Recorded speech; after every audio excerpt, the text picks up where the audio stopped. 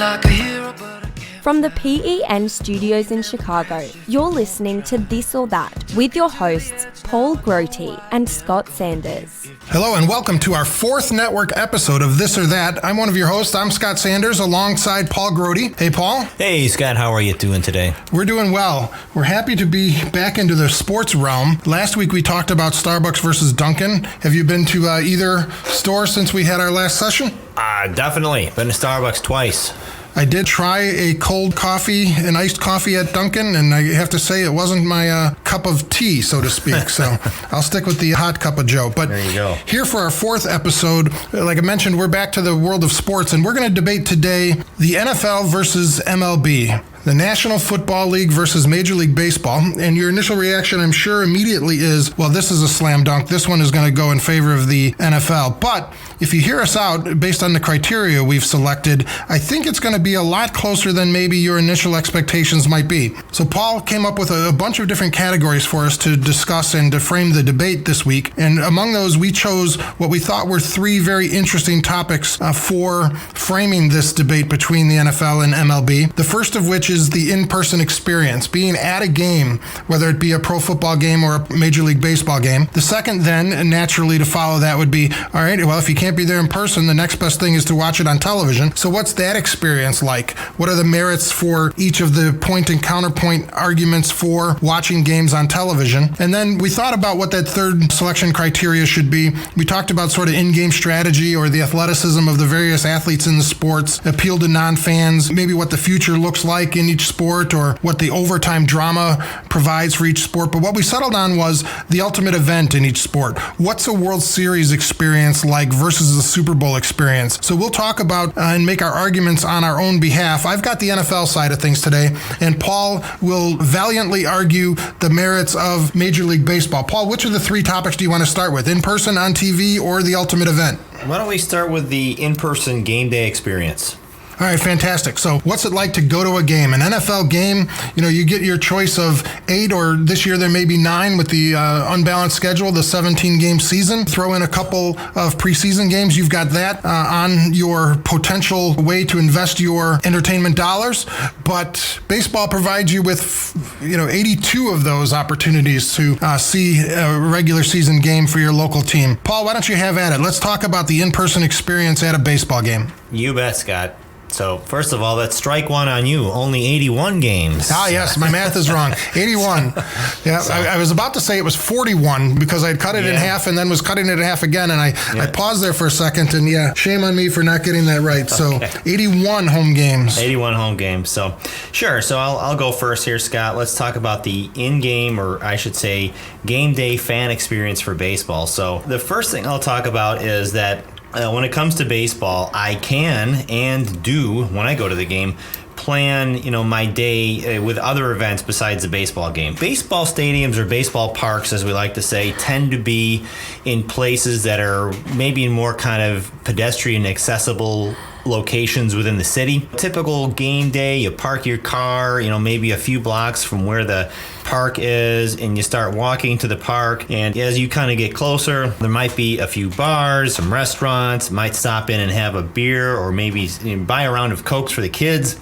As you get a little closer, street vendors, and that atmosphere just kind of starts to pervade and take over, and you want to kind of soak it in. It's a magical feeling, really. There's an electricity that starts to kind of build as you get closer to the park. So it's this kind of gradual effect as you get closer and closer. Oh, the guys hawking tickets on the street are great. Taking advantage of that a few times, and sometimes you can get a pretty good deal. And then as you get into the park itself, there's nothing like batting practice. What a great tradition in baseball. And you just don't have anything like that in football, where you can get into kind of a 25 to 50% full ballpark an hour before the game, hour and a half before the game, and just sit there and watch your favorite sluggers hit ball after ball.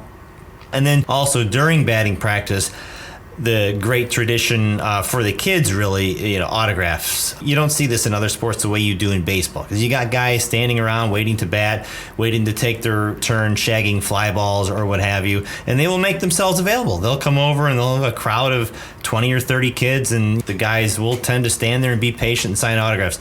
So just a really cool kind of pre-game experience with baseball that I don't think football really matches what baseball does in that regard. The next kind of point that I'll make about baseball, this is a quick one.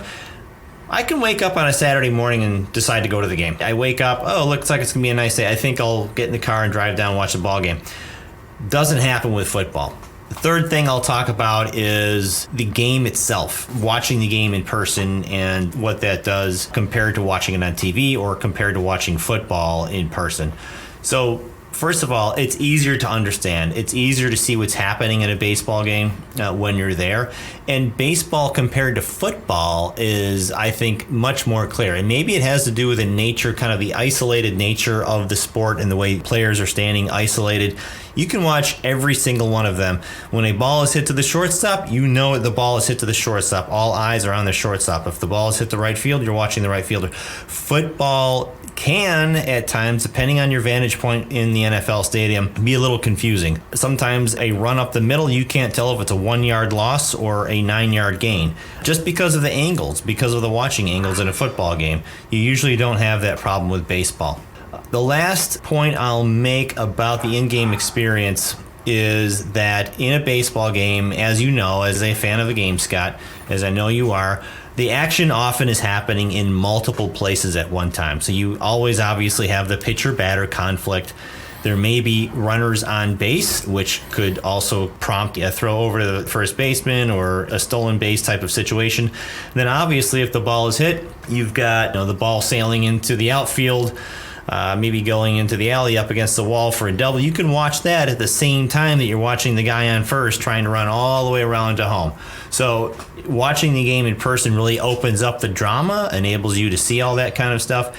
In football, it's a little bit harder to watch individual plays, and as I mentioned, harder to sometimes even decipher what's going on because of the angles in the stadiums. I'm still hung up on the fact that you called it a park, going to the ballpark kind of thing, and it reminded me of that George Carlin skit from many years ago where he was comparing the two. So maybe we'll ask the engineers to drop in a copy of that. Now, baseball is played in a park and football in a stadium. And, on a gridiron. Yeah, exactly. And baseball's played on a diamond.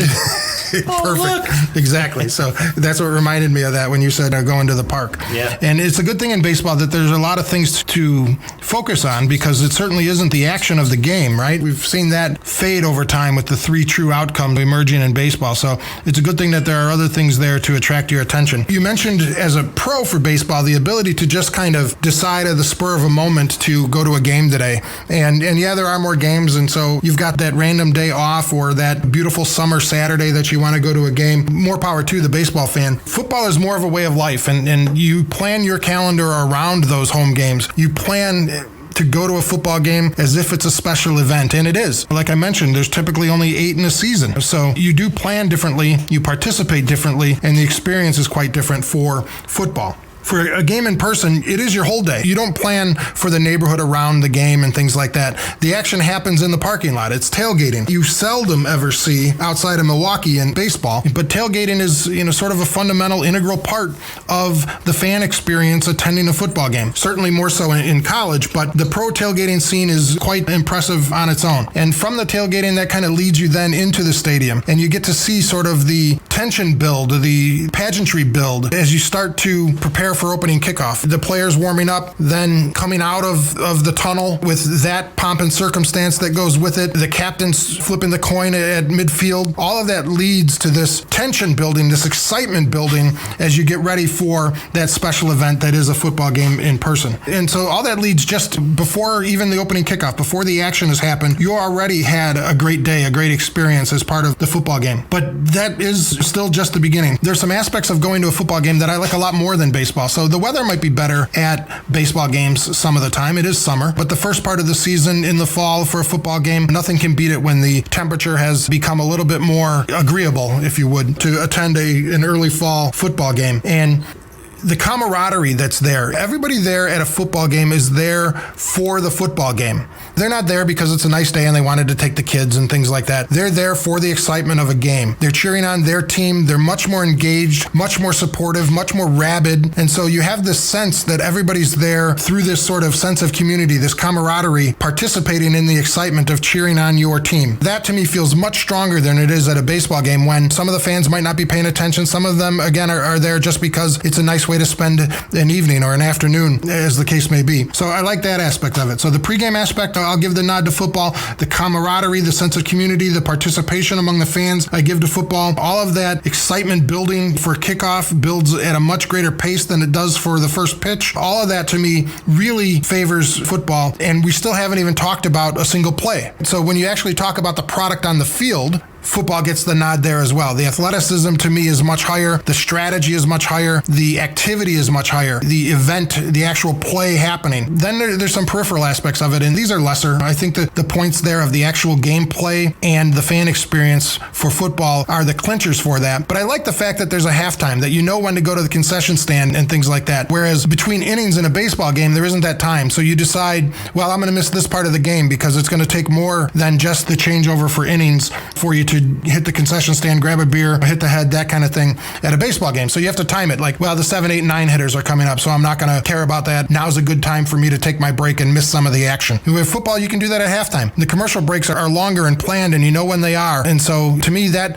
just fits better in the fan experience, albeit a far lesser point than the actual gameplay. Then there's some things, Paul, you mentioned being able to watch that runner go from first to third and stuff like that. One of the things I like about football is that it's a head-to-head game largely between the two opposing players at a given position. So the wide receiver, the cornerback, the outside linebacker, and the left tackle. And you can watch those one-on-one matchups in person at a football game and enjoy that. You want to watch Khalil Mack take on a great left tackle? But you can watch that for a couple plays and find that to be both a learning experience and just pure joy of seeing the players perform at the highest level in the league. And so, whereas in baseball that happens between the batter and the pitcher, and you mentioned that conflict that occurs on every pitch between those two, the rest of them are picking dandelions. Whereas in football, they're all involved, they're all engaged, and you could watch that matchup. You could watch that linebacker try to cover that great tight end. You can do a lot of that in person that you can't when you're watching on television, and we'll get to the TV experience, but that in-person experience of being able to see those one-on-one head-to-head matchups is really fantastic in the football experience. So overall, and I know there are only, again, 8 times or this year maybe 9 times for you to get to experience that in a regular season, but the in-person NFL experience to me far exceeds that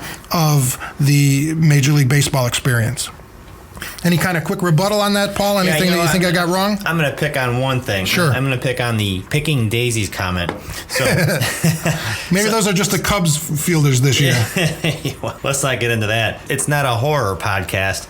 So, yeah, the picking daisies comment. So, Scott, you're a baseball fan. You understand how baseball actually works, and what a good youth baseball coach probably taught your kids was on every pitch, every player has a job. They've got to be ready to break this way, cover that, or back up this guy. And even if it's a strike, you've got to be ready. And so you know that there's a game within the game. And interestingly about baseball versus football, you made the point that the action of football is more engaging and more exciting and so forth, more forceful. Okay, agreed. But what's interesting about baseball is that compared to football, the ball is rarely not live. There's rarely actual timeouts in baseball. So although it seems like nothing is going on, if the pitcher for some reason were to kind of turn around and lose track of a runner or something, that runner can go. So there's always this underlying tension in baseball. And so, yeah, picking daisies, it's a funny comment, and that's kind of what it looks like, but it's not true at all. And I think that actual fans of the game understand that. And sure, a lot of the fans that are at a baseball game are there because they're on a business trip and they want to go see a certain park, or they're out for a nice afternoon. Absolutely. And, obviously nothing wrong with that. But there are people that go to the game and actually watch the game. I know I'm one of them. I think you're probably one of them. And the truth is that for those of us who are real fans of the game, we know that there is tension on every pitch and that those players aren't actually out there picking daisies. They're out there thinking in their head 5 different situations that might come up, and they've got to be ready for each one of them. Yeah, certainly. I make the comment there to further the argument, but I have tried to instill in my kids when we've gone to games throughout the years that even before the pitch, you can tell a lot about what's about to happen by watching some of those other players. Are they shading towards right center and things like that? You can predict a lot of the action in a baseball game by being observant. Exactly. So So that certainly comes to play there. So, all right, we have two more topics, but let's take a break before we do that. When we come back, we'll talk about the experience of watching an NFL game and an MLB game on television, and then we'll get into the World Series versus the Super Bowl. But it is a good time for our first break. We encourage you to get in touch with the show, share your perspective on your experience attending NFL games and attending Major League Baseball games through our listener hotline at 833-PODSNET. That's 833-763-7638, or via email at thisorthat@podcastentertainment.com. And now, a word from our sponsors. What if wearing underwear could feel better than going commando? Like if the waistband didn't roll or dig, and the fabric made you sweat less, and the whole thing moved with you, never against you. At Mack Weldon, we're reinventing men's basics, starting with your underwear. Introducing AirKnit X, our lightest, most breathable technology, engineered with 4-way stretch. If you don't love your first pair, it's free. So try one today at MackWeldon.com. Follow This or That on Twitter at PodEntertain. America, your children have an amazing superpower. They can help save lives by not having play dates. That's right. By replacing get-togethers with virtual play dates and video chats, they can help slow the evil spread of germs. And if your superheroes do go outside, make sure they continue their superhero wing by staying 6 feet away from others to protect everyone in America land. Find out more at coronavirus.gov. A message from the CDC and the Ad Council. Baseball is a 19th century pastoral game. Football is a 20th century technological struggle. Baseball is played on a diamond, in a park, the baseball park. Football is played on a gridiron in a stadium, sometimes called Soldier Field or War Memorial Stadium. Baseball begins in the spring, the season of new life. Football begins in the fall when everything is dying.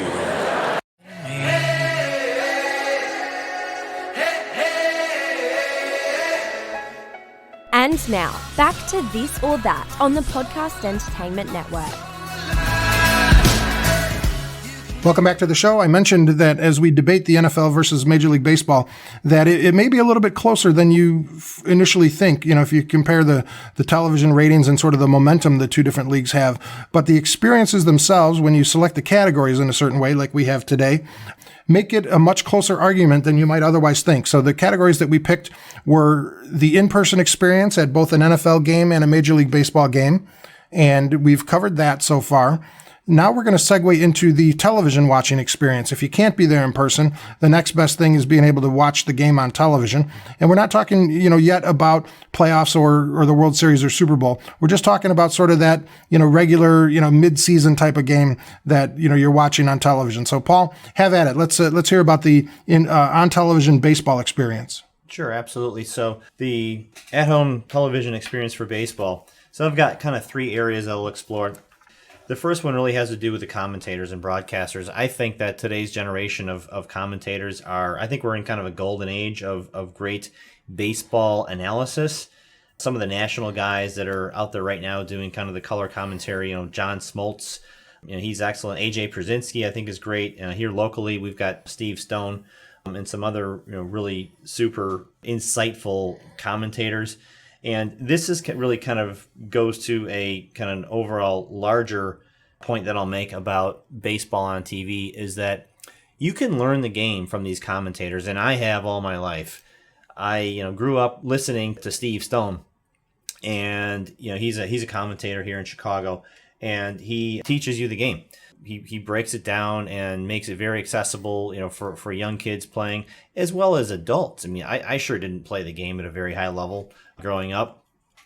So it's great to have these guys, as you're watching the game, explain to you, why it was important to make a certain pitch in a certain situation, or why the manager may have come in and, pulled the lefty when it seemed like, absolutely the wrong thing to do. And or maybe it was counterintuitive because there was another left-handed batter coming up.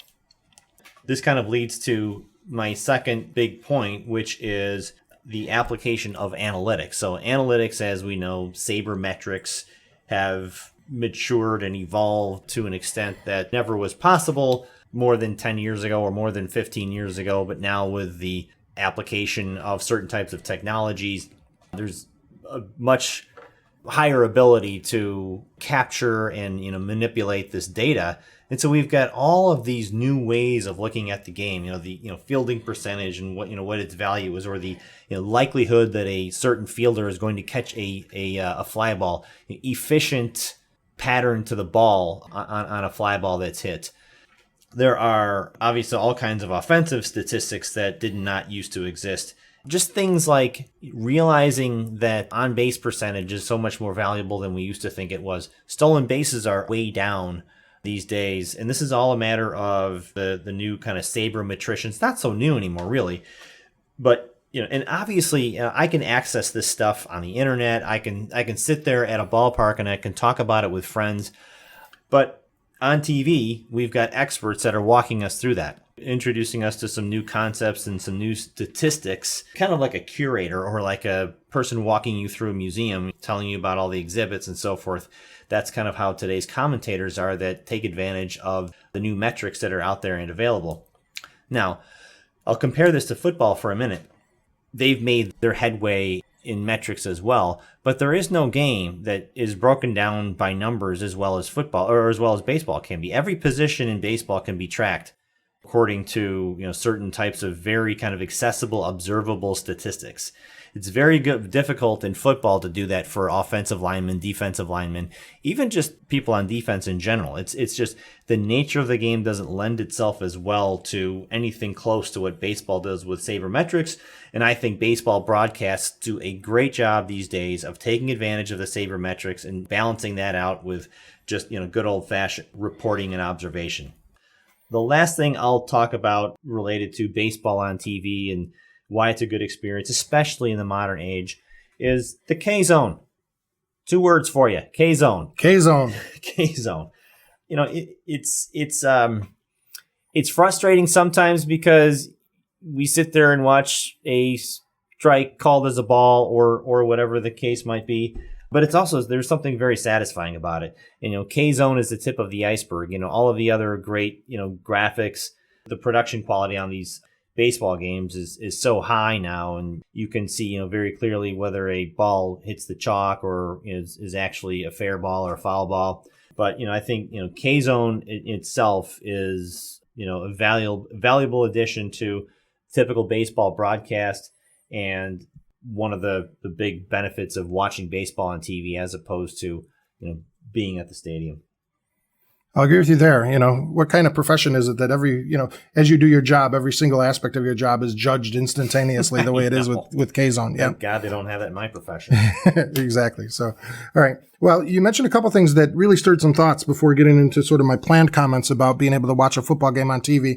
And the first one was sort of this golden age of broadcaster as it relates to baseball. And I was trying to, think about whether this is a golden age of football broadcasting and constricting it to the NFL versus college. And, really it doesn't feel that way as it relates to the NFL.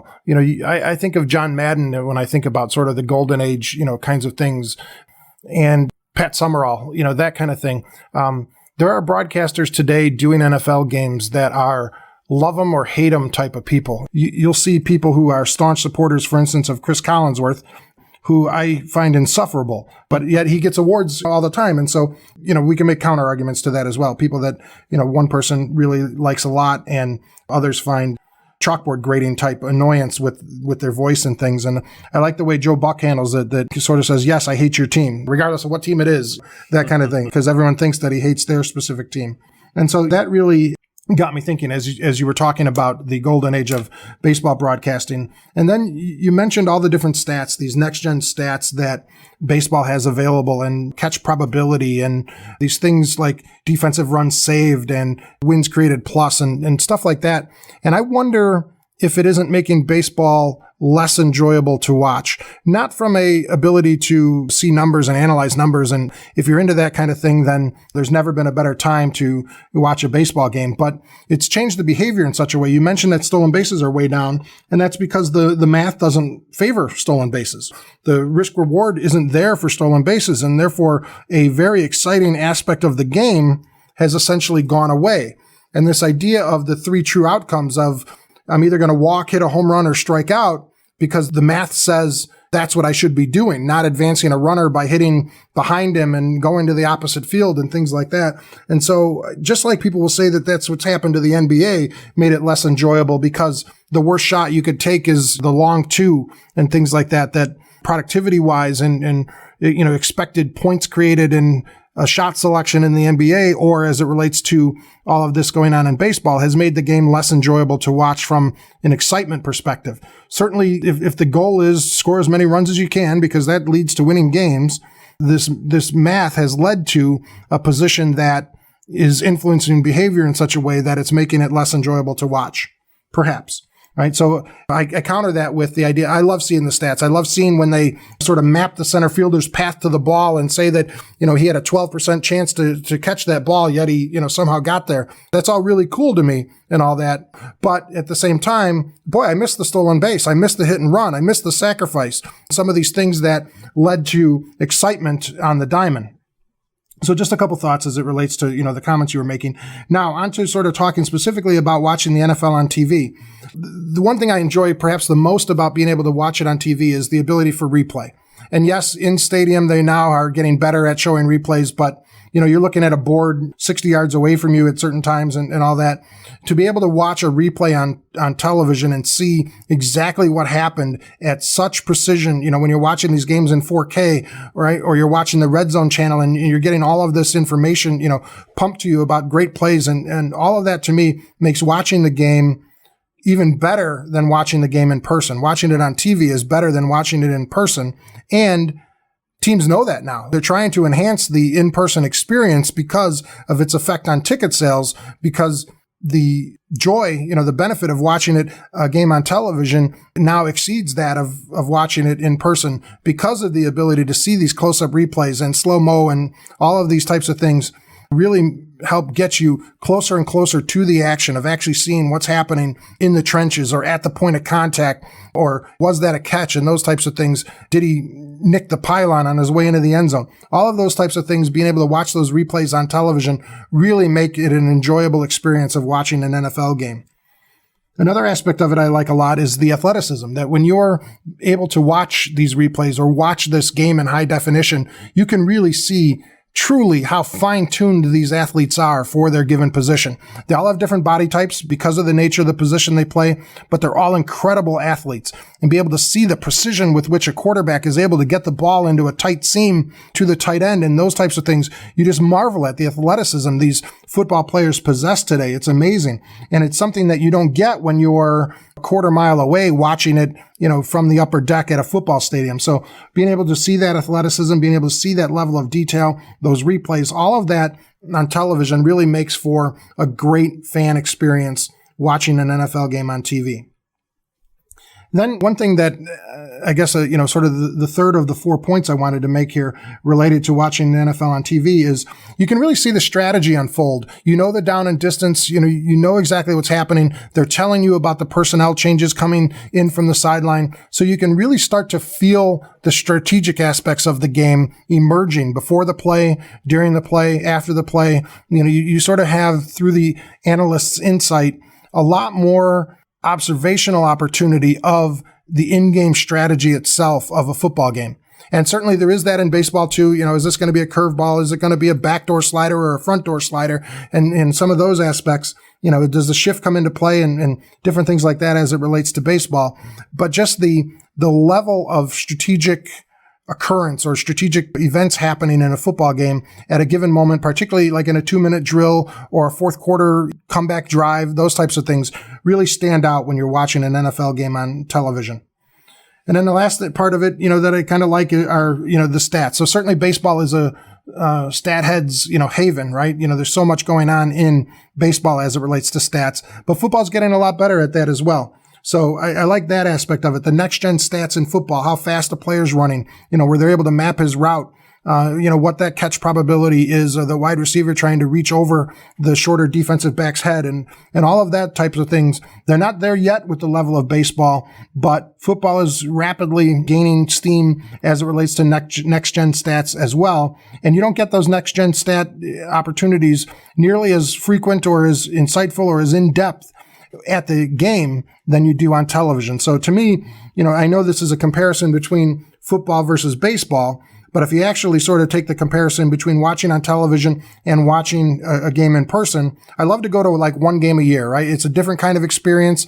You enjoy that camaraderie and things I mentioned before. But really, given a choice, I'd rather watch the game on television if it's an important game where you can see the strategy, where you can see the replays, and you can see the athleticism of the key matchups during the game. So I like that a lot more, and makes a really strong argument for the NFL versus baseball, the on-television experience. Yeah, Scott, I'll just comment on the athleticism aspect of it and the ability to watch what these guys are doing up close on TV. They are ridiculous athletes. And I will also, say that it kind of sparked a thought in my head.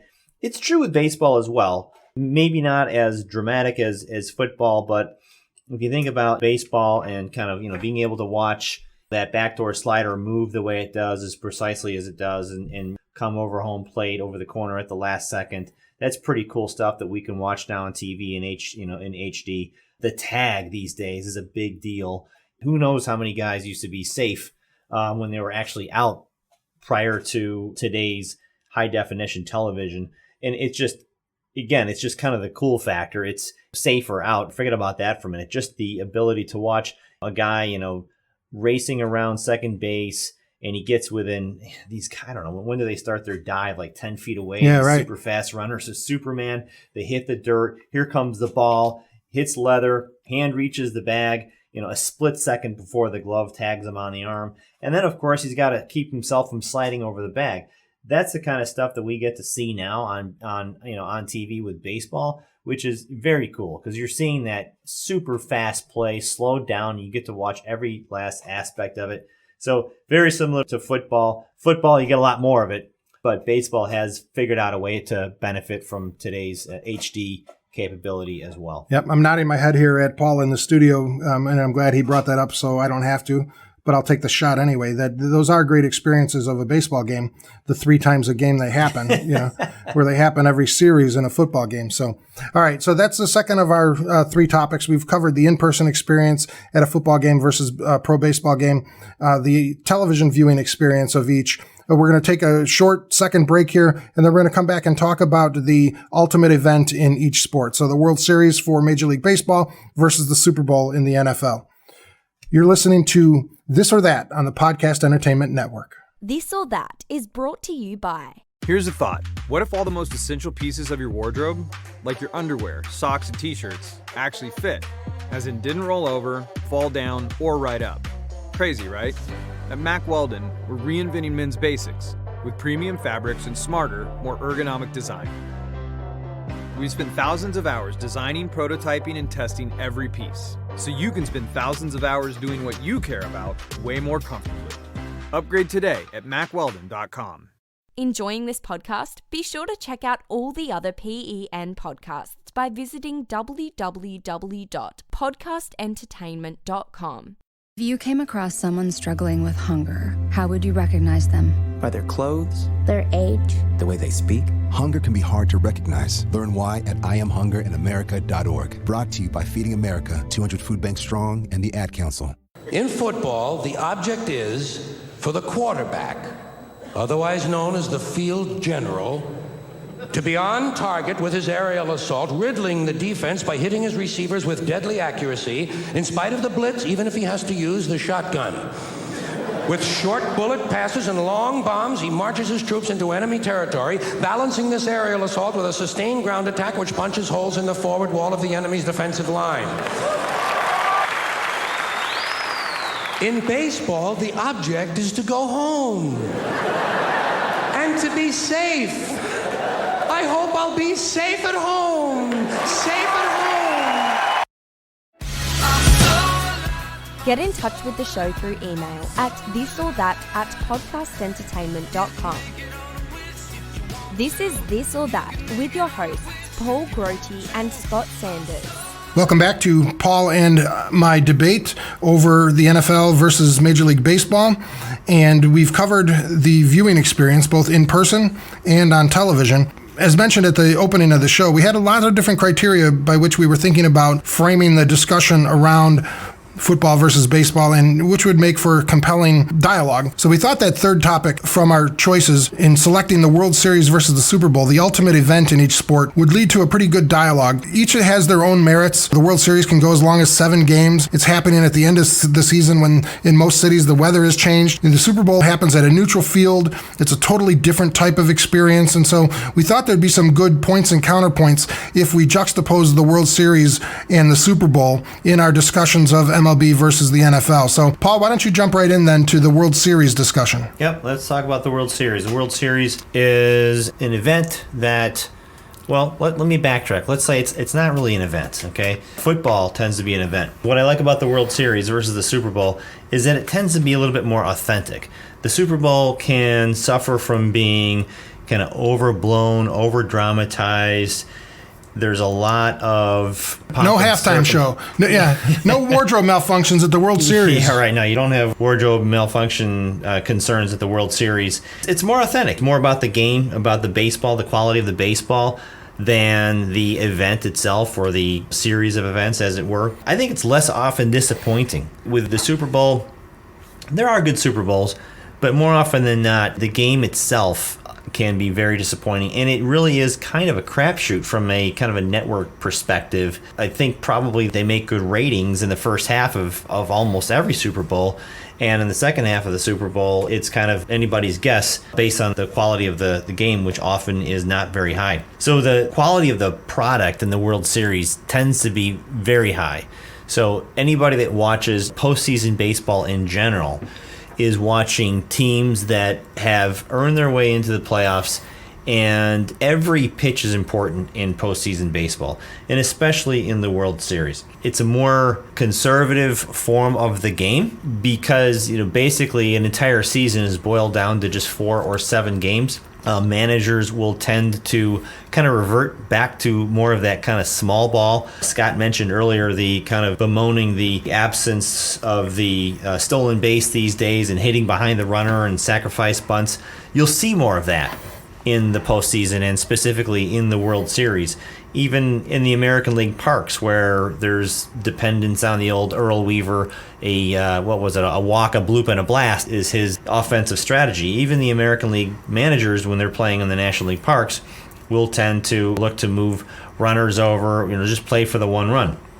So the quality of the sport is much, much higher. The drama is much more kind of higher, more drawn out.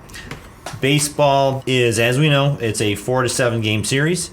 And over those 4 to 7 games, it's kind of like a good book or a good movie where the drama is slowly playing out. And, game 1, game 2, you might not pay all that much attention unless it's your team that's in the World Series, obviously. But if it's not, you might be kind of like, I'm a baseball guy, but I don't need to watch this. You get to game 4, game 5, game 6, then especially a game 7. You don't have game 7 in the Super Bowl. In baseball, you have game 7. And what can happen in a game 7 is that whoever wins, it might be because of the expected superhero, or it might not. This is another aspect of the World Series. You get guys that you've never heard of stepping up and hitting that 8th inning home run with a man on to give his team a 1-run lead going into the 9th. And that's the kind of thing that rarely happens in football. Usually, and there's nothing wrong, in football, you get your name brand guys that are doing most of the scoring and making most of the great plays. Baseball, you don't know who to expect to make the big play. And it's happened time and time again in the World Series. The World Series is something that takes place over time, but that tension builds game after game after game after game. And by the time you get to the end, if you get to a game 7, it's been quality baseball all along. Game 7, while nothing will probably ever kind of topple the 3.5 hours of hype that the Super Bowl is. If you get to a Game 7 in baseball, you've already watched a great World Series. Even if Game 7 itself turns out to be a blowout, because you've made it to Game 7, you have absolutely watched a classic World Series. You've seen good baseball, and that should be enough to get any fan of the sport excited. It's interesting kind of talking about that. I was thinking to myself, the juxtaposition between the World Series and the Super Bowl, that feels to me like the World Series matters to the teams involved, the fan bases of the teams involved, whereas the Super Bowl matters to everybody. And that can be good and bad. So much of the Super Bowl fandom and the Super Bowl event involves people that don't even know what teams are playing, right? Right. That kind of thing. Whereas there is a purity to the World Series. Every one of them feels like a throwback to a bygone era. Right. That kind of thing, that you get at the World Series. And you're absolutely right about the unsung hero. You don't know who that's going to be in a World Series game. That can be the defensive replacement who comes in batting $186 for the season, but he hits the home run at the right time. Ben Zobrist isn't going to be a Hall of Famer, but he's a World Series MVP. Yep. That kind of thing. So, yeah, definitely there are some unique and positive aspects to a World Series. As the series drags on, particularly the drama rises with each passing game as you head towards that Game 7. The difference is that the Super Bowl is an event from the moment the two teams qualify. From the moment the gun sounds at the end of the NFC and AFC championship, then the Super Bowl hype begins that moment. There's 2 weeks leading up to it, and there's build-up the whole time towards that Super Bowl event. There's teams arrive and media days and all of the celebrity parties and the NFL fan experience that happens alongside the Super Bowl in the week leading up to it. All of the sort of fanfare the NFL does and does so well is amplified for a Super Bowl. One thing I really like about the Super Bowl is it happens at a destination city. You're not getting a World Series happening in Miami or New Orleans or San Diego, perfect weather, unless those teams themselves qualify. And whereas football sets that schedule ahead of time, having a game in a destination city with a neutral site location, up until last year, it's been neutral site for everybody. That's really, one of the things that makes it great. All that fanfare leading up to the game really is a feather in the cap to what the NFL has become. If you look back at some of the early Super Bowls, particularly like the first 3 or 4, there was nothing. You wondered if it was even anyone cared about it. To where it's grown now into such a worldwide event really says something for the ability of the NFL to capture the fans' attention. I mentioned that can be a negative. We've all been to Super Bowl parties where half or the majority of the room don't know the teams that are playing and aren't engaged in the strategy or the gamesmanship of the game itself, that they're there just for the commercials, that kind of thing, and the party spread that accompanies the game. But it is an event. Where else in the course of a calendar year does the whole neighborhood come together, the whole group of friends come together? You can say right now it's who's hosting the Super Bowl party this year, that kind of thing. So again, to this sense of camaraderie that you experience as a fan at your local team's game during week 3, you get that same sense of community and camaraderie at a Super Bowl party. So that's really something that you don't get, again, unless your team is in it for the World Series.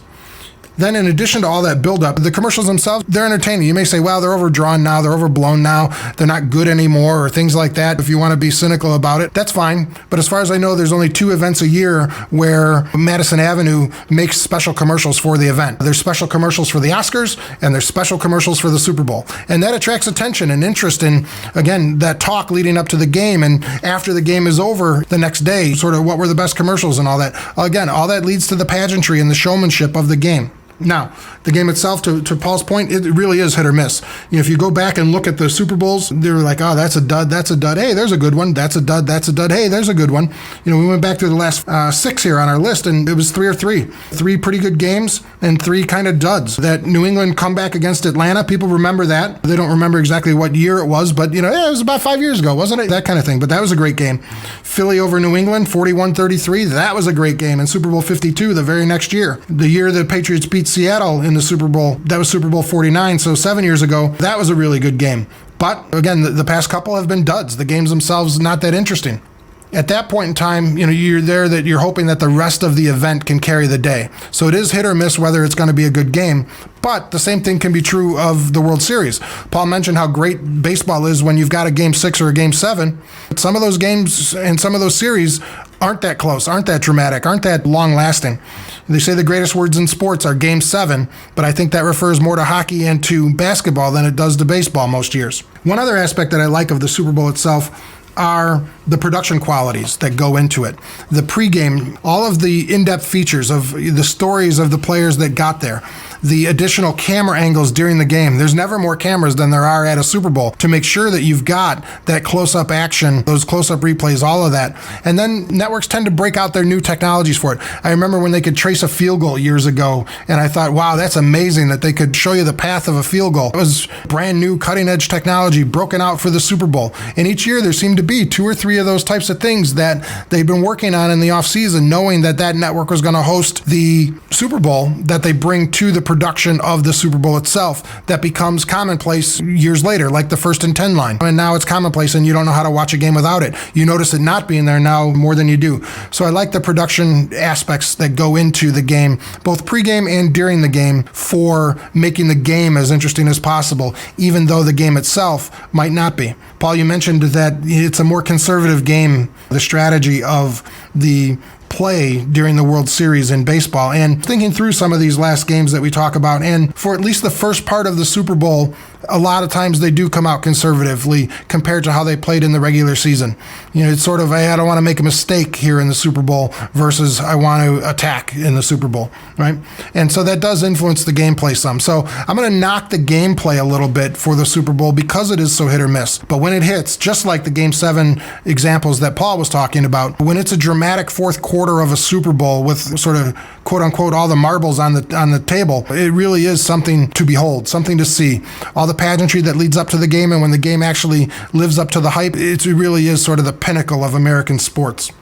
Now, one other aspect I like of it, and maybe I should have put this in before talking about the quote-unquote pinnacle, I like the betting aspects of the Super Bowl. There's squares that anybody can be part of, and so that makes the game interesting. There's all these unusual prop bets from the flip of the coin to all the different player props that are there and different things like that. All of that makes the game much more interesting, and you don't need a bookie for it these days and all of that. And so, yes, there's betting on baseball, but not nearly to the extent that these prop bets come into play for a special football game. So combining these sort of ability, even with squares, to have betting angles to the game, all of the buildup that starts the moment the championship games are over and leads through those 2 weeks up to the opening kickoff, the production quality of it, the graphics and the commercials of the game, all of this to me makes it the very top of the mountain of U.S. sports production. And that might be so, and I think you made some really good points, Scott, about the Super Bowl and the hype surrounding it and the event that it is. And there is no bigger event in TV. There's no bigger event in sports than the Super Bowl. I guess that the way I would kind of close this out is just to kind of go back and revisit this idea that the Super Bowl is really about the hype. In many ways, the Super Bowl is about everything but the game. The game is almost an afterthought. Not quite. I mean, as you point out, there have been some good Super Bowl games, and an exciting fourth quarter in a Super Bowl is really hard to beat. But baseball all these years has always been about the game. It continues to be about the game. People that watch the World Series watch it because they enjoy baseball. People that watch football, or people that watch the Super Bowl, are watching it for, some of them are watching it because they like football. Most of them are watching it because it is the grandest television spectacle on earth every year. Yeah, it's interesting that how many times during the fourth quarter, it's now Sunday night, the game's been on for 4.5 hours, and it's not an interesting game, and you're like, God, is this thing going to be over anytime? Kind of thing, right? But when the game lives up to the hype, it really is something special. Yep. When you have a dramatic finish to the Super Bowl, it is pretty cool. Yep. So we've made our arguments for you, the listener. Hopefully that we've won you over to our perspectives. Again, we could have chosen several different criteria, and maybe we come back and revisit some of these other criteria at a later date. But with the kickoff to the NFL season right around the corner, followed by the baseball playoffs, we thought it'd be a good time to compare and contrast Major League Baseball and the NFL through our 3 selected criteria of the in-person experience, the television experience, and then the ultimate event perspective for the World Series and the Super Bowl. We encourage you to get in touch with the show. Let us know your thoughts. What do you like most about the NFL, or what do you like most about Major League Baseball? What would you like to see changed? What detracts from it being the best it can be? Share that with us if you would through the PEN listener hotline at 833-763-7638 or via email at thisorthat@podcastentertainment.com. I mentioned at the beginning, this is our 4th network show. We encourage you to go back and listen to the other shows that we've done so far and share your thoughts there. We will revisit some of these. We'll sort of looking to add a section to each of our podcasts where we go through the comments that we've gotten, and they've been great so far. The first episode comparing The Godfather versus Goodfellas. The second one talking about the name, image, likeness debate in college sports, pros and cons. And every day there's new news on that front, and so we may need to do a recap show of that after a year or so of nil being in place. And then on a lighter side, we took Starbucks versus Dunkin' last week and throw some of those types of episodes in there. But you can share your experiences through the hotline or through the email box with your perspectives on Starbucks and Dunkin'. And then now we've compared and contrasted the NFL and Major League Baseball. So thanks for investing your time. Thanks for finding us on the interwebs, talking about this sort of compare and contrast style that we do on This or That. I know Paul and I both really appreciate it, and we look forward to bringing you new episodes in the coming weeks. In football, you receive a penalty. In baseball, you make an error. Whoops.